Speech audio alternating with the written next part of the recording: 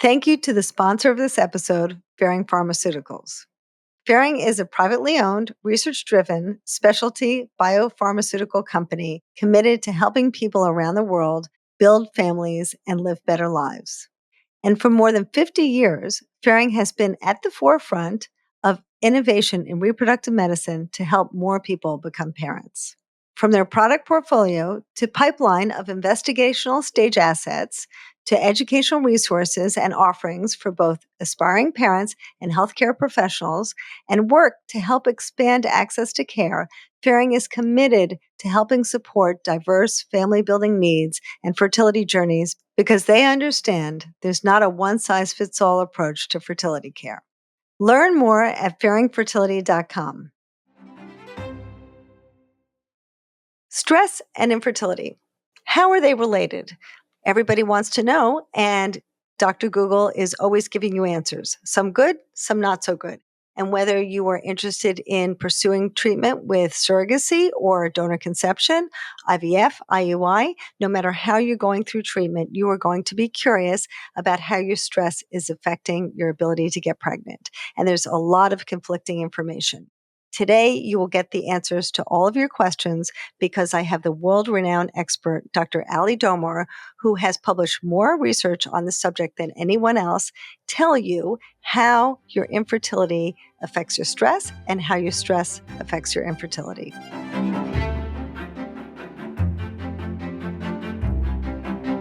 Welcome to Building Your Family. This is a podcast about fertility treatment, third-party reproduction, and all the ways the modern family is built. My name is Lisa Schumann. I'm a researcher, a therapist, and the host of this podcast, and I am so excited today to give you a treat. I'm going to introduce you to somebody very special. Her name is Ali Domar. So Ali Domar has a biography that is just way too long for me to reiterate because she has done so much, but I can tell you that in our world of fertility treatment, she is a celebrity. She is the author of numerous publications, lots of awards and research, lots of books.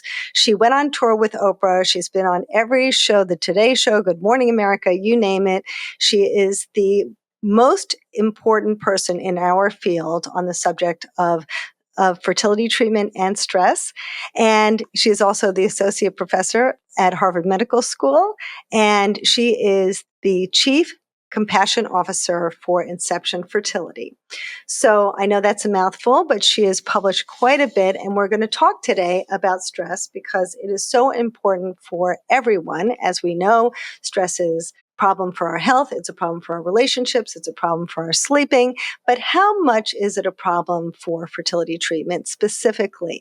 Is it going to impact our ability to stay in treatment? Is it going to impact our ability to get pregnant? So today, Dr. Domar is going to share with us everything that you need to know. So welcome. Thank you, Lisa. You're So welcome. first of all, I just have to warn everybody that I had back surgery 3 weeks ago. So I'm going to squiggle around in my chair a little bit. And I apologize for that. I just can't sit for too long in one position.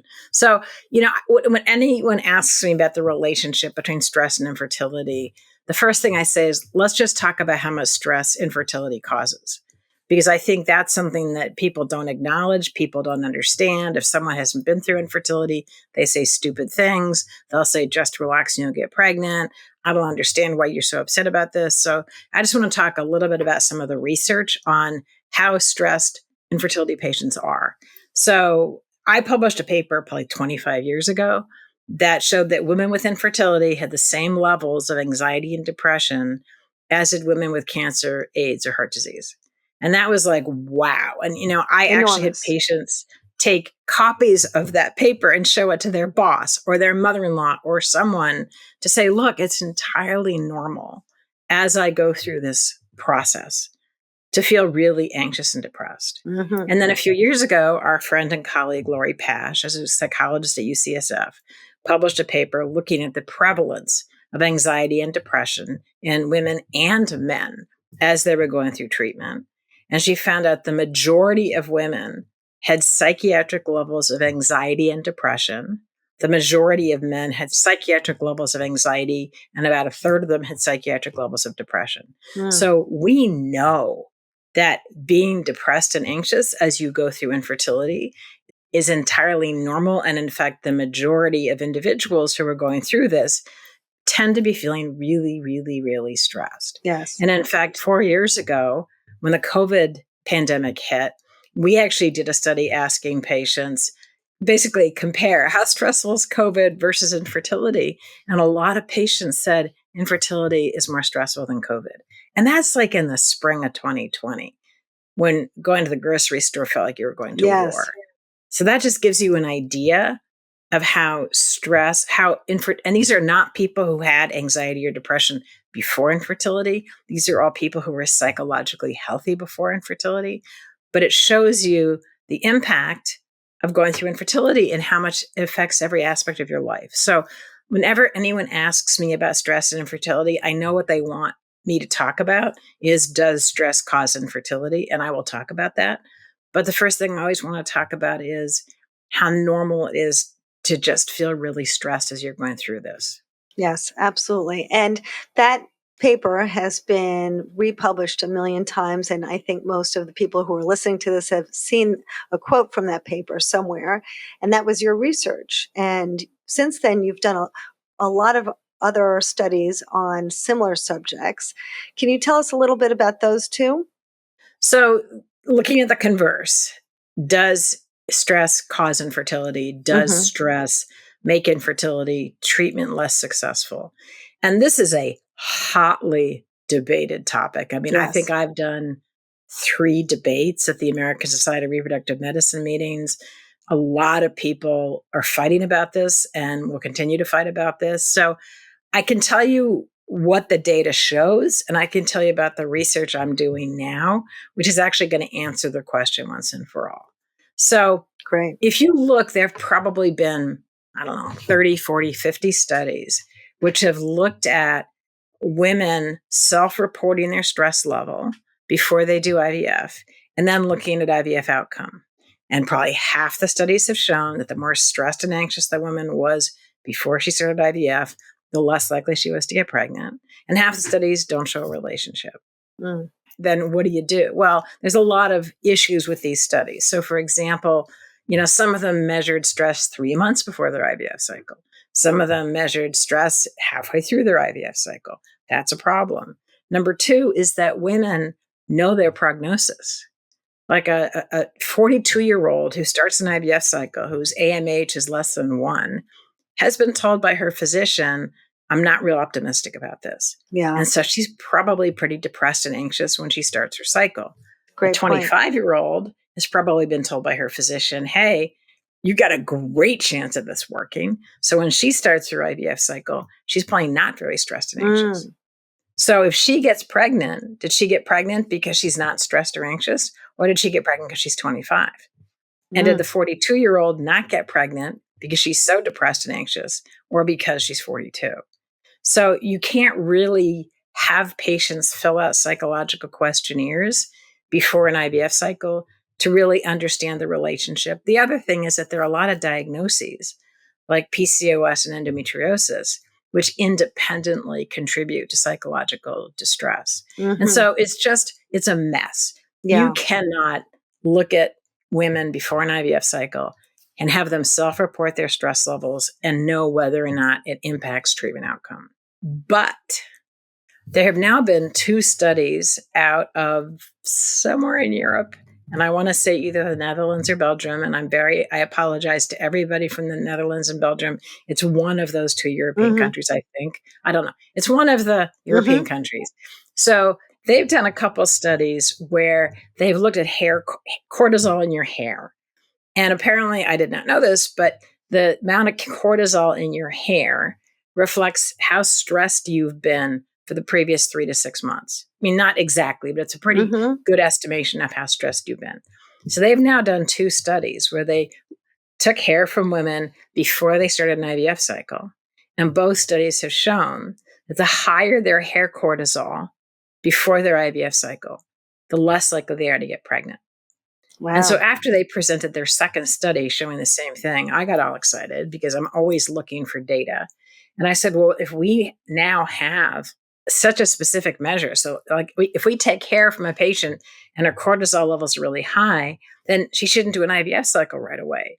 she should learn some stress management skills from a mental health professional. Mm-hmm.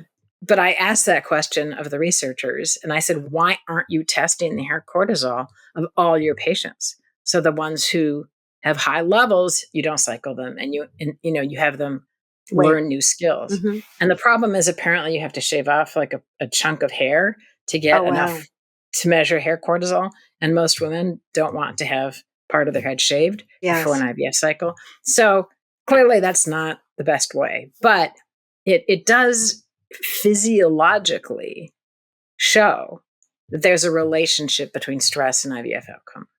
So I'm now doing a study which I think is going to answer the question once and for all. So there's a company in Canada called OTO, and they have been working actually with technology that started looking at the relationship between physiological stress. And by that, I mean the central nervous system, the cardiovascular system, sort of how the body responds to stress. And they measure it with this little device that you can wear like on a strap around your chest for like 2 minutes every morning.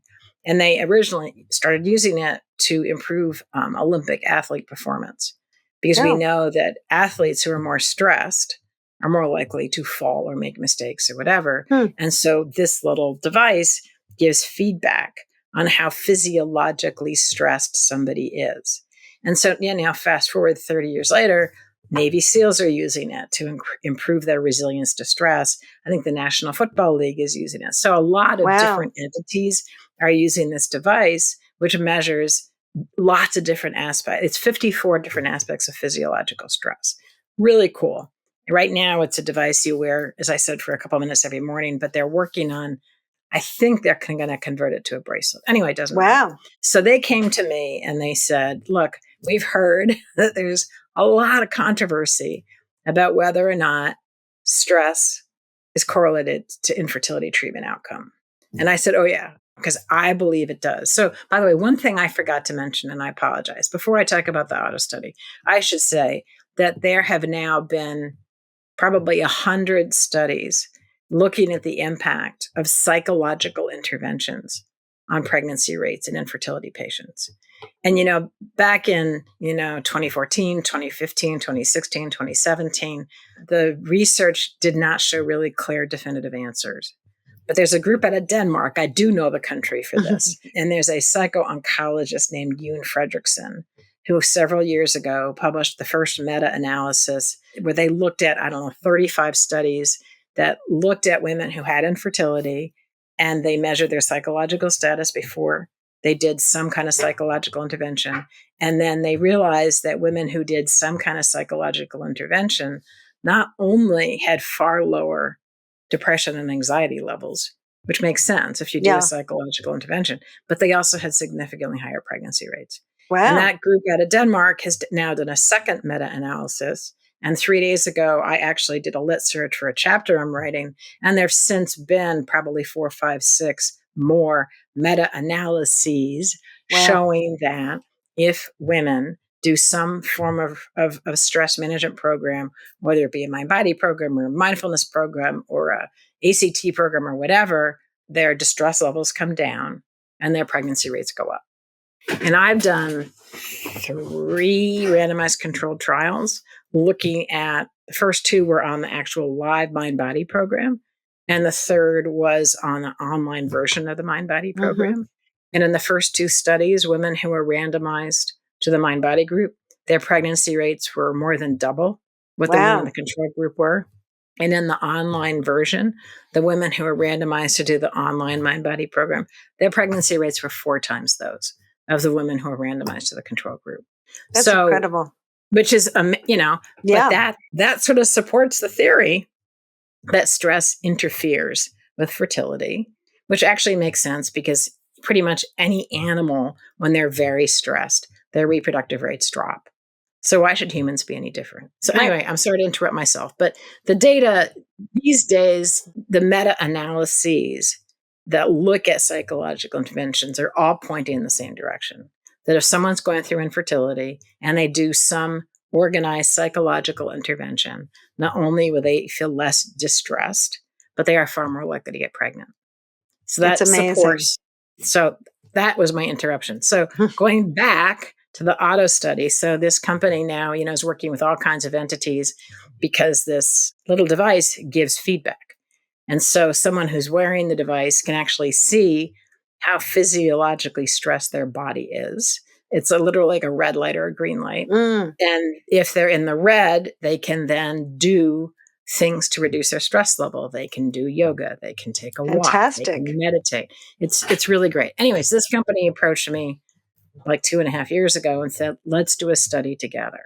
So the study we're doing now, which is called Auto 1, and we're hopefully about to start Auto 2. But Auto 1 is we finished recruiting recently. We recruited 240 women who are about to start their first IVF cycle. They wore the device for like 3 minutes every morning for baseline. They wore the device for the 2 weeks of their stims, and they wore the device every day during their frozen embryo transfer cycle. Oh, wow. So we have 7 weeks of data on each patient. It's incredible. And I can't talk about the data because we've submitted 2 abstracts to ASRM, and this summer we're actually writing up the results, but I can't say anything about the data. So for all of you who don't know this, we have our annual meeting in October, and if we publish an abstract research of any kind, we can't talk about it until it's presented at the meeting in October. So after the meeting, we will know the answer. I can talk. Yes. So that's Auto 1. And, all I can say is the data is very, very interesting. Auto 2 is we're going to probably recruit another 240 women who are about to start their first IVF cycle. And instead of them just, recording data for us, they're going to get that feedback from the app. That's amazing. So if they're in the green zone, it means that their cardiovascular and central nervous system are calm, and it's green light, keep on going. But if they're in the red, the app is going to give them, all kinds of different suggestions on how to calm their body and mind. Fantastic. So it'll be mind-body stuff. It'll be moderate exercise. It'll be nutritional changes, because we want them to stay in the green during their whole IVF cycle, because we think that's going to help them increase pregnancy rates. And will help them in their life. And I think I just want to pause there for a second, because I think what sometimes happens, and I think people who have debated this topic a lot immediately go off course by saying, well, women blame themselves for their infertility. But the point here is not to blame yourself. It's to recognize if you're stressed, it's still not your fault, whether you're stressed or you're not stressed, but doing something about your stress will improve so many aspects of your life, including fertility treatment. And of course, as Dr. Domar just said, if we have PCOS or endometriosis or some other uterine obstruction, there's nothing we can really do about that, but we want to do all of the things, including stress reduction, so we can help improve our lives. And that also makes me think about another study that you conducted having to do with another problem in fertility treatment, which is dropout. Yeah, so probably for about 10 years, I've been doing research on dropout rates. And I look at it from a psychological perspective because, clearly if somebody doesn't have insurance or doesn't have financial resources, they maybe can save for one IVF cycle and then they may stop because they've run out of money, which is, I don't want to get into a political tirade, but I think that's an awful, terrible thing. I think everybody should have access to infertility treatment. But right now in the US, probably close to half of all people have insurance coverage. And most of the research is actually outside the US because a lot of countries automatically cover IVF. And so if you look at sort of all the global data and you pull it together, you will see that for patients who have insurance coverage, the number one reason they drop out of IVF before they get pregnant or before their doctor says, this is hopeless, the number one reason they drop out is because they're too stressed. And as a psychologist, I can tell you that breaks my heart because these days, the IVF success rates are so high. When I started, I'm so old that when I started, IVF success rates were 5%. Yes. But nowadays, I remember. In the inception prelude clinics, they're like 50 to 60% per cycle. Yeah. And so most patients, if they can stay in treatment, are going to have a baby. And so if I think about the fact that the number one reason that patients drop out, and dropout rates average between 30 and 50%. So I'm not talking about one or two patients a year. I'm talking about tens of thousands of patients in this country, and then probably millions of patients around the world who are dropping out of treatment because they're too stressed. Yes. And that's a travesty. We need to change how we are caring for patients. And this is half my job at Inception. I do stress management for employees. I'm doing a lot of research, but I've spent actually the last 3 weeks since my back surgery writing as much as I can to provide written support, stress management materials for our patients. Because if by the time a couple or an individual gets to IVF, if they drop out of treatment, their likelihood of ever having a genetic child is almost nil. It's very unlikely at that point because it takes, so we have to fix this. We have to find a way for patients who are going through IVF to be supported and cared for and provided with coping suggestions and stress management suggestions and everything else so that they feel like they have the tools to continue with treatment until they get pregnant. Yes. And yes, we did do a study. I can't tell you the year. And it was a conjoint study between myself and Jackie Boyven, who's like the world expert in all of this. This is when I was at Boston IVF. We recruited 166 women who were about to start their first IVF cycle.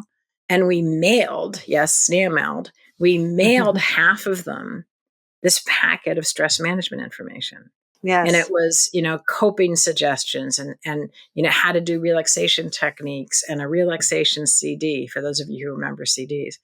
And it was a very simple packet. The packet cost us $12. And it was, half was, how to reduce stress during the stim phase, and half was how to reduce stress during the 2-week wait. So we took these 166 women, half of them were mailed the packet, half were not mailed the packet, and we didn't do anything for a year. Okay, we had no contact with them for a year. And then we looked at the dropout rates. We never even asked patients if they received the packet. We didn't ask patients if they opened the packet. We didn't ask patients if they used the packet. But the women who were randomized to get the packet, their dropout rates were reduced 67%. Oh, wow. It's incredible. Their quality of life increased significantly. They were less depressed. They were less anxious. There were big differences between the two groups. And we published that study. I think it's actually the first study in my life that I submitted to a journal, and they had no corrections. They just accepted it, which just doesn't happen. Yes. I know, because it was a small, very clean study. And I can tell you that when you write a manuscript with Jackie Boyven, she's very careful about how things get written. So anyway, so we published this study, and for $12, we reduced the dropout rate by 67%. One person asked me for the packet.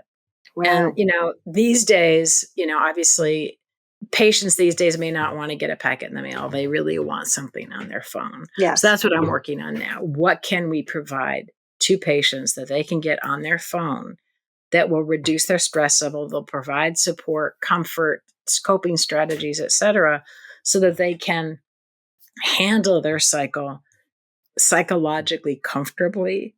And if the cycle, God forbid, doesn't work, they have the resilience to do another cycle.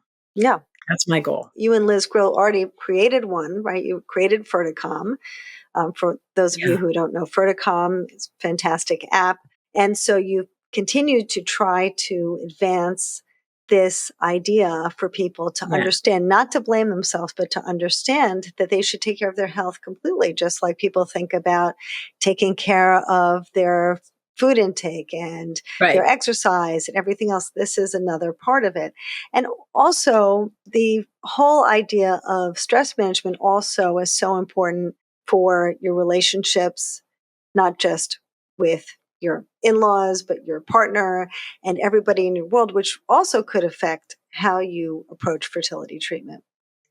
Yeah, I mean, infertility impacts every area of one's life. So Liz Grill and I developed the app Ferticom because, we knew what really triggered our patients, like hearing a pregnancy announcement, being at a family dinner and someone saying they're pregnant, or being invited to a baby shower, or going to the bathroom and seeing blood. And so we knew what the triggers were. And so we created this app.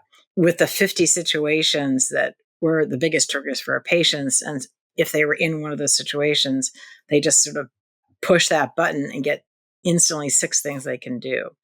So Great. about a year and a half ago, the app was licensed by a company called Curio, which is now actually developing that kind of content in a platform. And the goal of Curio is to have Liz and I create the content. And we're actually going to be doing an FDA trial. And if Fantastic. the FDA approves it as a device, then insurance will cover it. Fantastic. So that hopefully will be happening in the next year. That's so fantastic. So if you happen to be a Prelude patient, and in a few months you get an invitation to be part of this FDA trial, please say yes, because it'll be very important. We need the data so that we can show the FDA that this is an effective intervention. This is so important to think about, but I think people who out there probably don't understand how difficult it really is to conduct this research. Maybe you can tell us a little bit about that, because there are so many variables and we don't often think about that. You mentioned one, which is age, and very important for people to understand, to think about that, right? If you're studying 25-year-olds, it's going to be a very different experience than studying 45-year-olds. And there's so much information on the internet that people just accept blindly. And so maybe you can talk to us a little bit about how can patients access the right type of information and know that when they're looking at your studies, that they can really understand what it means and why this is so important for them. Well, sort of the bane of everyone's existence in this field, that there is so much erroneous information online. And I know a few years ago, someone did a study and said the average infertility patient spends 4 hours a day on the internet. And, I'm all for getting support. And I think there's some amazing chat rooms and support groups and stuff out there, but they've got to be moderated, because it tends to, I remember, and it wasn't even funny, that when I was actually at ASRM, which is the American Society of Reproductive Medicine, I was at the meeting and there was a roundtable on nutrition for fertility. And I'm always talking to my patients about lifestyle habits and, what can you change to improve your fertility? And it was run by, and I actually now can't even tell you if it was a registered dietitian, but the title was Nutrition for Fertility. So I took it, and it was this individual from the UK. And one of the things she said, in terms of what patients should and should not eat, was that pineapples cause miscarriage. Oh my gosh. And I said to her, really? I said, is there data that pineapples cause miscarriage? She goes, no, it's just well known that pineapples cause miscarriage. And I said, well, is the miscarriage rate highest in Hawaii? And she goes, well, why would you ask that? And I said, because the per capita consumption of pineapple is actually highest in Hawaii. Right. And so if pineapples cause miscarriage, then people in Hawaii would, and it just, it blows my mind. And another thing happened that it's not funny, but this is like 5 years ago, when I was still seeing patients live before COVID, in my office, and patients kept on coming in and complaining of flatulence. And like, oh my God, I'm so gassy. And I'm thinking, what's going on? And I finally started asking my patients, have you changed anything? And they said, oh yeah, we're eating a lot of Brussels sprouts. We know that Brussels sprouts cause gas. Mm-hmm. And so I said, well, why are you eating Brussels sprouts? And they said, well, the pharmacy that we used at the time had an article that Brussels sprouts increase fertility. Oh, and I'm like, really? I did not know that. So I called the pharmacy and I said, what article, what research, what randomized controlled trial? And they said, well, this is their source. And so I actually, went from source, and it turned out there had been an article in some newspaper in London that said that, I have to make sure I want to get this right, that the birth rate in London or in England, in the UK, is highest in October. And Brussels sprouts are cheapest in July. Or maybe the birth rate was highest in October and Brussels sprouts were cheapest, whatever it was. And so they made the conclusion that people buy more Brussels sprouts when they're cheap. And the birth rate was higher in 9 months later. Oh my gosh. And so the headline of this article that went to our infertility patients was that Brussels sprouts improve fertility. My gosh. Yeah, you just can't believe it. I wish Brussels sprouts improve fertility. I wish that if you avoid pineapple, you're not going to have a miscarriage. Right. And there's all this stuff out there, and there's so many people who take advantage of people who will do anything to have a baby. Yes. And our Terrible. patients are so vulnerable. And I keep on telling my patients, if you're talking to any kind of practitioner, whether or not they're a licensed anything, I said, if it sounds too good to be true, it is. Like, be really suspicious, because there's a science here. We have a pretty good sense of what decreases fertility and what increases fertility. But be really careful about things like only eating. I've had patients who said, well, my acupuncturist told me to not eat cold foods. I'm like, come on. There's no data that says. It's very frustrating, because people are suffering enough from their infertility, and they don't need to suffer more because of something someone has said to them or something they've read online. 100%. And, speaking of which, I think all of you out there know, if you've been watching me long enough, you know that I feel very strongly about finding your practitioners through the American Society for Reproductive Medicine, and not just people who pay their dues, but people who attend meetings and who are trained and continue, because that is really where you're going to get the good, hard data. That's where you're going to find the real research, not in Google or, someplace else. And so your practitioners should really be very involved with ASRM, not just paying their dues. Yes. So that's just they should be a licensed healthcare professional. So if someone is giving nutritional counseling, make sure they're a registered dietitian. Make sure they're a licensed professional. Yes. Yes. It's so important. So important. What I've actually seen now is what a lot of people are doing in a lot of different disciplines is so that they don't have to follow the rules of their license. They are marketing themselves as coaches. And that way they don't have to follow the rules of their license. Yeah. And that makes me very anxious. Yeah.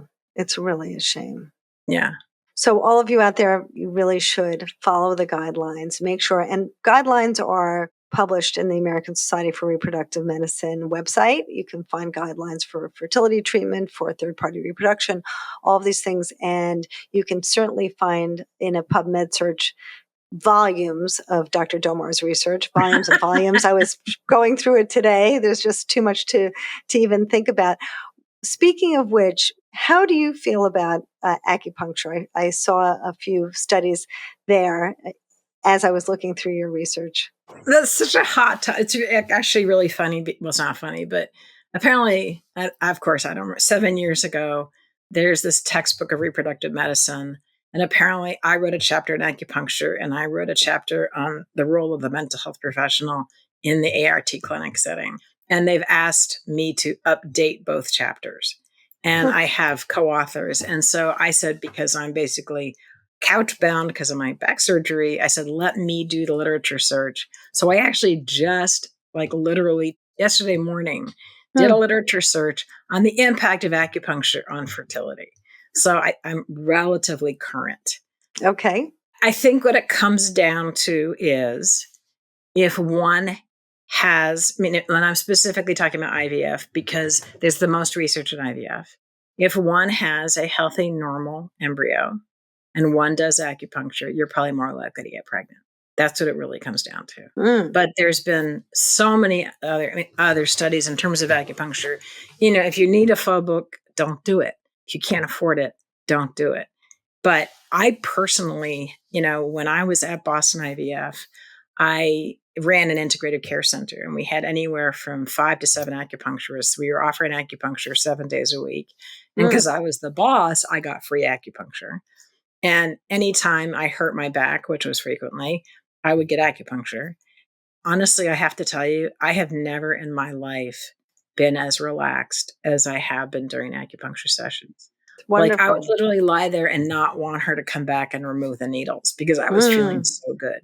And so when you look at the data in terms of acupuncture and fertility, it's not just that it looks like it probably does increase pregnancy rates, but it's really good at decreasing anxiety and just making you feel more relaxed. And when you're going in for an embryo transfer, if you have the opportunity, why not do acupuncture before and after the transfer? Because you're going to feel more relaxed. B, I think physiologically there is some kind of mechanism that improves. And C, you'll know you did everything possible to increase your chances of getting pregnant. And do you think that's because of the reduction in stress or increased blood flow, or? We're never going to, I don't know to if we're know. ever going to know. I mean, there is data to show that acupuncture does increase blood flow to the ovaries and to the uterus.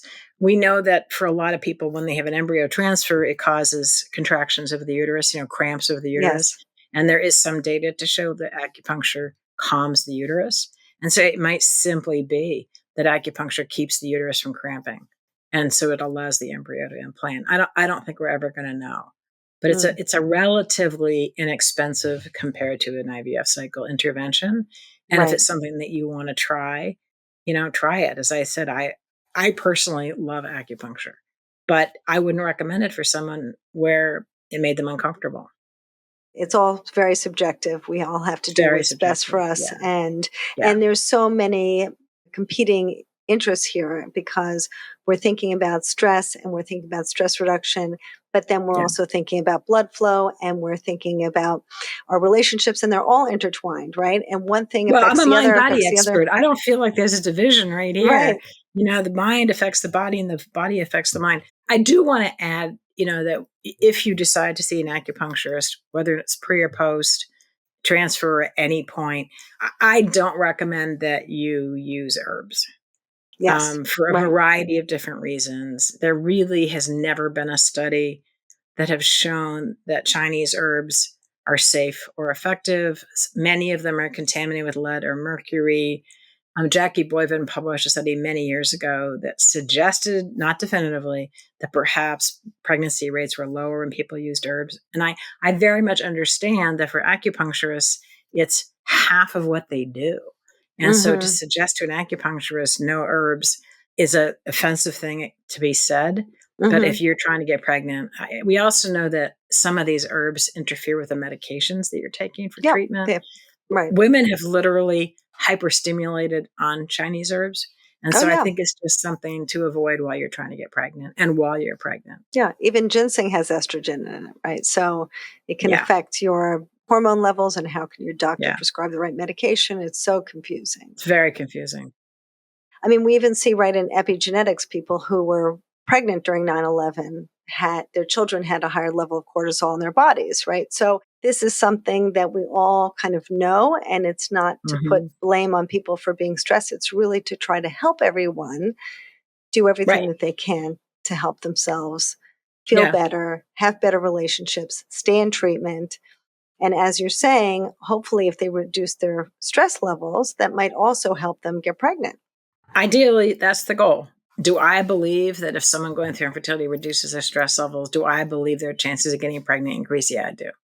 I really believe that some people are probably reproductively sensitive to stress and some people aren't. We know that there are a lot of people who are stressed out of their minds who get pregnant very easily. And my patients keep on telling me that. And I'm like, but everyone is different. But if you are going through infertility and you want to do everything possible, and it's also really unpleasant to be depressed and anxious. Of course, yes. It's terrible. And so forget that it might increase your chances, that I believe it'll increase your chances of getting pregnant. You're going to just be a lot healthier and happier if you're not depressed and anxious. And, we've seen from all the mind-body research that, women who come into the mind-body program take this depression scale where the cutoff for normal is 9. And so the average score of women who come into the program, their score is an 18, which means that they're really depressed, which is actually pretty normal for someone going through infertility. Yes. But within 10 weeks, their average score is a 7. Oh so my gosh. We know that we have interventions now online that are, relatively easy to do. You learn a lot of different skills, so there'll be something that works for you. So we know there's a lot you can do to feel better. It's just believing that there are things that are going to help you feel better. So what would you recommend as we kind of wind down and think about what the audience can take away? Are there a few things that they might want to try, because everyone's different, of course, to help reduce their stress and maybe get down to that 7? So, I'm a big believer in psychological interventions, to be perfectly honest. I think an organized entity, and these days it's mostly online groups, I think being with other women who get it is really powerful. Yes. So I think if you can find a group that is not just a support group where people talk about their infertility, but is also skills acquisition. I think, and again, every time you look at these meta-analyses, it's these groups with multiple factors where people do the best. So if you have an opportunity to do that, I would do that. I would, integrate relaxation into your daily life. And so download one of these apps. Inception, we just got the Calm app for all our employees because I actually personally like the Calm app. And so all of our employees have the Calm app. So I would look at one of these apps and download it and try to do some relaxation every day. I would try to pursue, I would say moderate exercise. We know that vigorous exercise and couch potato, neither of which are good when you're trying to get pregnant, but taking a walk or going for a bike ride or doing, hatha yoga, any of these things are going to reduce your stress level and keep you healthier. I would try to keep your BMI, I would say if you can, 20 to 30. I mean, I know all docs will say 20 to 25. I don't know how realistic that is for most women trying to get pregnant. But if you can keep your BMI between 20 and 30 and just eat good food, eat like what your grandmother would have told you to eat, and then just figure out the best way for you to acquire skills to reduce the stress in your life, whether it's listening to podcasts or reading my book or your book or any of the books out there now that talk about stress reduction during infertility. Go to asrm.org and go to the mental health professional group page and see if there's a therapist who just seems like a good match for you, and have a couple of sessions just so you can learn some coping techniques. This is a really hard thing to go through alone, and anything you can do that can help you feel better is going to make it easier for you to go through this, make you more likely to stay in treatment, and I believe make you more likely to get pregnant. That's fantastic. As you can all see, this is why we all love Dr. Domar so much. Thank you so much. Is there anything else you'd like to leave us with as we wind down? Stick with it. Most people who stick with it end up becoming moms. And in fact, we did a follow-up study years ago about the Mind Body program and found that within 2 years, 95% of them were moms somehow, some way. So if you want to become a mom, you will, or dad, who's ever listening. Right. You will. But you have to reduce your stress to stay in treatment. You got to reduce your stress, but stick with it. And I hope everybody listening has a happy ending. That's beautiful. Well, thank you so much for coming, and thank you all for joining us. We really, really appreciate it. Where can people reach you? Well, I'm at Inception, so they can go to the Inception fertility website or Prelude, because I'm the Chief Compassion Officer and Director of Research. Terrific. And we will be waiting for your research to come out in October. We're very eagerly waiting. Well, it has to be accepted. It hasn't been accepted yet. We may have to just submit manuscripts. But, hopefully, even if we aren't accepted to present, we are going to write them up in manuscript form. Well, we will look forward to them either way. And I'm very excited about it because I think the more research we have, the more we can show people really just how to take care of themselves. So, well, you know that I'm the research geek here, so. and a great one, the best one we have in our industry. So we appreciate everything you do, Ali. Thanks, Lisa. It was so nice to see you. Thanks for inviting me. You're welcome. And thank you everyone for joining us today. We really appreciate your time, and please subscribe because that's how we keep going. And I will see you next time. Thank you again to our generous sponsor, Ferring Pharmaceuticals. You can learn more about them at ferringfertility.com. Hi, it's Lisa Schumann. I hope that you enjoyed that video and I hope it helped you. And if it did, please give us a thumbs up and subscribe because that's how we keep going. It's really important to us. And if you liked it, you might like this one.